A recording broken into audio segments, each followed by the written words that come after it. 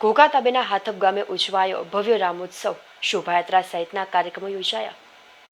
ઘોઘા તાબેના હાથપ ગામમાં અયોધ્યામાં શ્રી રામ ભગવાનની પ્રાણ પ્રતિષ્ઠા મહોત્સવને લઈને ગામમાં શોભાયાત્રા સહિતના કાર્યક્રમો યોજાયા હતા, જેમાં ગામના રામજી મંદિર ખાતે બપોરે 12:22 કલાકે મહાઆરતી કરવામાં આવી હતી. તેમજ ગામના નીલકંઠ મહાદેવના મંદિર ખાતેથી રામજી મંદિર સુધી શોભાયાત્રા કાઢવામાં આવી હતી, જેમાં મોટી સંખ્યામાં ગ્રામજનો જોડાયા હતા.